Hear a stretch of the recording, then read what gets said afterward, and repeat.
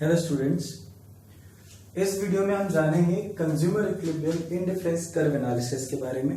हम chapter number 4 पढ़ रहे हैं माइक्रो इकोनॉमिक्स का, जिसपे हम ये जानेंगे कि प्रोफेसर हिग्स की जो थ्योरी थी, जो ऑर्डिनल कॉन्सेप्ट के बेसिस पे थी, जिसमें उन्होंने ये कहा कि हम यूटिलिटी को कभी भी नंबर्स में डिराइव नहीं कर सकते।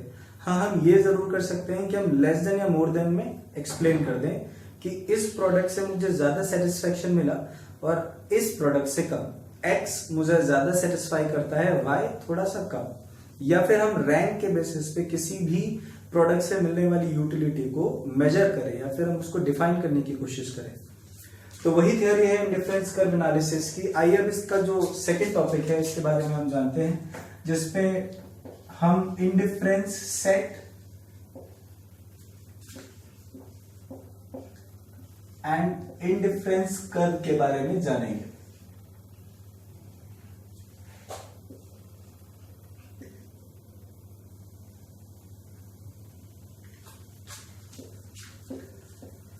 तो इंडिफरेंस सेट क्या है, सबसे पहले इस चीज को समझते हैं। इंडिफरेंस सेट, सेट का मतलब यहां पर हम सीधे शब्दों में कहें, it is a kind of table और a schedule which shows some discipline. किसी चीज के बारे में कुछ जानकारी दे, किसी एक टेबुलर प्रेजेंटेशन को हम सेट बोल देते हैं। तो इंडिफरेंस सेट या indifference table is a kind of table in which a consumer is spending his entire income on two goods, A and B, या हम कहें टी एंड कॉफी।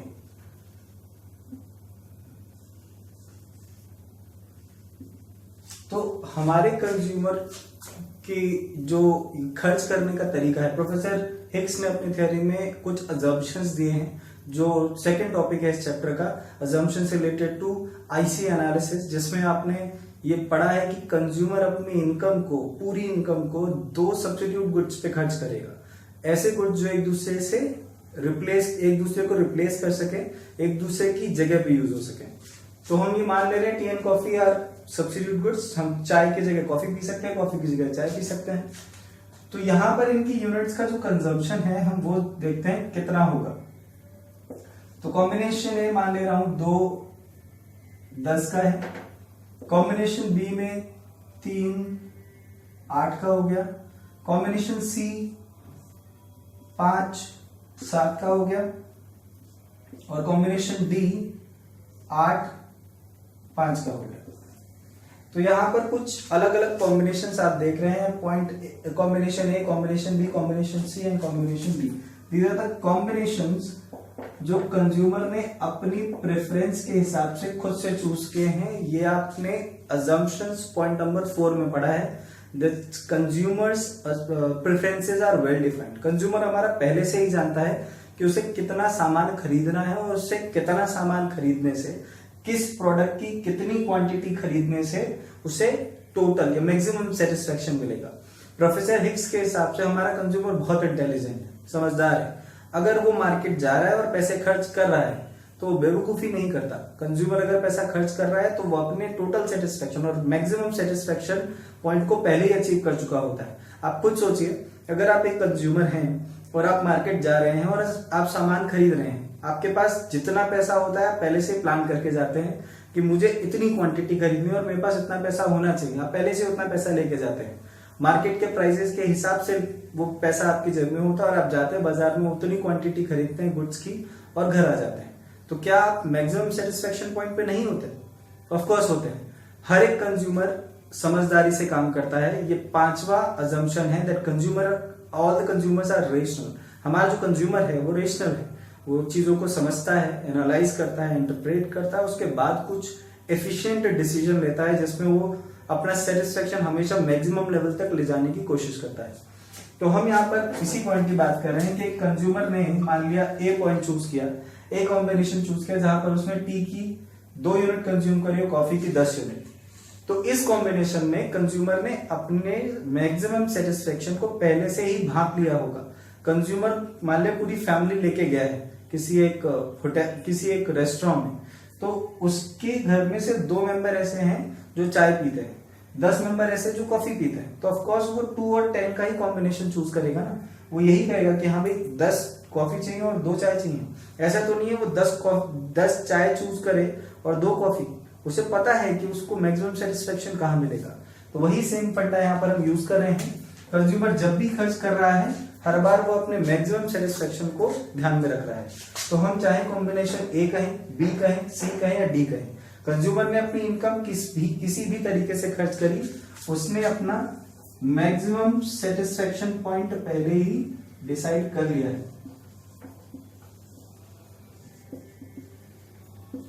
मतलब अगर हम ये कहें कि कंज्यूमर ए कॉम्बिनेशन पे काम कर रहा है, बी पे या सी पे या डी पे, तो हर पॉइंट पे उसे मैक्सिमम सेटिस्फेक्शन मिल रहा है। और we can also say that कि each and every combination is providing our consumer same level of satisfaction. इस पॉइंट पे कह लीजिए यहाँ पर जितना सेटिस्फेक्शन मिल रहा है उतना ही यहाँ पर मिल रहा होगा, उतना ही यहाँ पर, उतना ही यहाँ पर। एग्जाम्पल के तौर पे बात करते हैं, चाय और कॉफी इस तरीके से था कि मेरी फैमिली के जितने भी मेंबर्स हैं 10 कॉफी वाले हैं और 2 चाय वाले हैं। फिर जब हम दोबारा गए तो एक ये पीने से ही मना कर दिया, उसने कहा मुझे कुछ नहीं पीना, पर 3 बोले कि मैं चाय पीनी है, 8 बोले कि हमको कॉफी पीनी है, तो मैं उसी हिसाब से ऑर्डर करूंगा। वहीं फिर अगली बार जब हम गए तो फिर सबने कहा कि हाँ हम पियेंगे, बट 5 मेंबर्स ने बोला कि मैं चाय पीऊं, हम चाय पियेंगे, और 7 मेंबर्स ने बोला हम कॉफी पियेंगे। फिर अगली बार जब हम गए तो एक और हमारे साथ मेरा कोई एक फ्रेंड चला गया साथ में, तो 13 मेंबर्स थे, तब 5 कॉफी वाले और 8 चाय वाले। तो ऐसे टाइम पर जितना ज्यादा ऑर्डर हम कर रहे हैं वो इस चीज को ध्यान में रख के कर रहे हैं कि हम हमारे सेटिस्फेक्शन को मैक्सिमम लेवल तक ले जाए। अगर कॉफी पीने वाले ज्यादा हैं और मैं चाय ज्यादा ऑर्डर कर दूं तो ये सेटिस्फेक्शन ऑफ कोर्स किसी को नहीं देगा, या मेरा सेटिस्फेक्शन लेवल डाउन रहेगा। तो ऐसे टाइम पर ख्याल रखना पड़ता है हर एक कंज्यूमर को, और कंज्यूमर हर बार ख्याल रखता है इस चीज का कि वो उसी हिसाब से ऑर्डर करे जहां पर उसकी जितनी कंजम्पशन है, जितनी उसकी जरूरत है, वो उतना एटलीस्ट सेटिस्फेक्शन अचीव कर पाए। तो इसीलिए इस टेबल को एक इनडिफरेंस सेट कहा गया, क्योंकि कंज्यूमर जब भी किसी भी कॉम्बिनेशन पे खर्च कर रहा है, चाहे ए पे करेगा, चाहे बी पे, चाहे सी पे या डी पे, जिस भी कॉम्बिनेशन पे उसने खर्च किया उसने अपना मैक्सिमम सेटिस्फेक्शन पहले से ही ध्यान में रख लिया होगा। या फिर हम इसी को दूसरे शब्दों में कहें, कंज्यूमर ने अगर ए कॉम्बिनेशन चूज किया है, फिर बी चूज किया है, डी चूज किया है, सी चूज किया, उसने ऑलरेडी अपना सेटिस्फेक्शन मैक्सिमम लेवल तक वो गया, वो ऑलरेडी अपना सेटिस्फेक्शन मैक्सिमम लेवल तक ले जा चुका है। हर एक कंज्यूमर मार्केट से जब सामान खरीदता है तो वो सेटिस्फाइड होता ही है। तो इन सभी पॉइंट्स पे ये सारे कॉम्बिनेशन सेम सेटिस्फेक्शन दे रहे हैं, सेम सेटिस्फेक्शन प्रोवाइड कर रहे हैं हमारे कंज्यूमर को। That is why these all points providing indifference, we can also say that these all points are providing indifference satisfaction. indifference मतलब कोई अलग सेटिस्फेक्शन प्रोवाइड नहीं कर रहा है, जितना सेटिस्फेक्शन कॉम्बिनेशन ए में मिल रहा होगा उतना ही बी में, उतना ही सी में, उतना ही डी में। तो सभी पॉइंट्स पे सेम सेटिस्फेक्शन मिल रहा है, तो हम ये वर्ड यूज कर सकते हैं that it is indifferent satisfaction, this is indifferent satisfaction. अलग अलग कहीं नहीं है, सिर्फ पे same satisfaction, that means indifferent satisfaction. अगर हम एक टेबल पे सेटिस्फेक्शन शो कर पाए तो इसी को हम इनडिफरेंस सेट बोल देते हैं।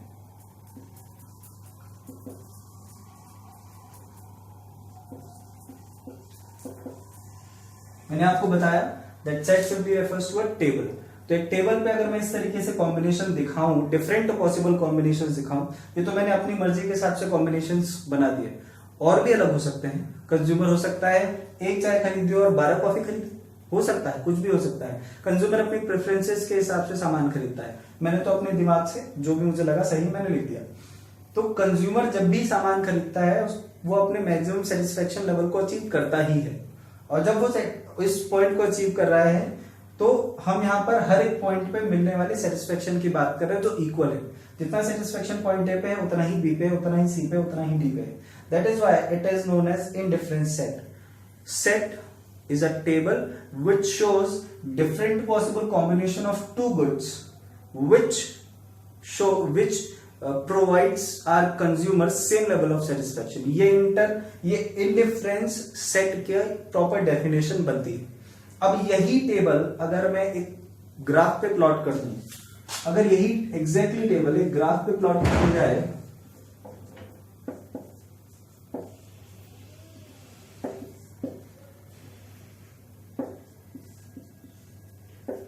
तो x हम मान ले रहे हैं हमारा t है, y हमारे लिए हमारी कॉफी। तो यहां पर हम कॉफी का कंजम्पशन कम करते जा रहे हैं और टी का कॉम्बिनेशन बढ़ाते जा रहे हैं, आप देख रहे हैं। तो कॉफी का कंजम्पशन कम हो रहा है, टी का बढ़ रहा है। तो पहले कॉफी ज्यादा था, टी कम था, फिर कॉफी कम हुई, टी का कंजम्पशन बढ़ाया, फिर हमने कॉफी का कंजम्पशन कम किया, टी का कंजम्पशन बढ़ाया, फिर हमने कॉफी का कंजम्पशन कम किया और टी का कंजम्पशन बढ़ाया। तो इस तरीके से जब मैं ये एक डेटा जो इंडिफरेंस सेट हमें शो कर रहा है, अगर इसका मैं ग्राफिकल रिप्रेजेंटेशन कर दूं, मैंने वर्ड यूज किया रिप्रेजेंटेशन। रिप्रेजेंटेशन क्यों? क्योंकि ये ऑलरेडी एक टेबल पे दिखा चुका हूं। अब इस टेबल के डेटा को मैं ग्राफ पे प्लॉट कर रहा हूं, that means I am representing it on a graph. That is why it is known as IC, indifference curve. तो इंडिफरेंस कर्व की डेफिनेशन बनी that indifference curve is a graphical representation of indifference set. इस indifference set की graphical representation है indifference curve, जो अलग अलग combination पे सेम सेटिस्फेक्शन प्रोवाइड करता है, चाहे वो कॉम्बिनेशन ए हो, बी हो, सी हो या डी हो। आई होप सो ये टॉपिक आपको क्लियर हो गया होगा। आइए अब हम नेक्स्ट टॉपिक की तरफ बढ़ते हैं, दैट इज प्रॉपर्टीज और कैरेक्टरिस्टिक ऑफ आईसी।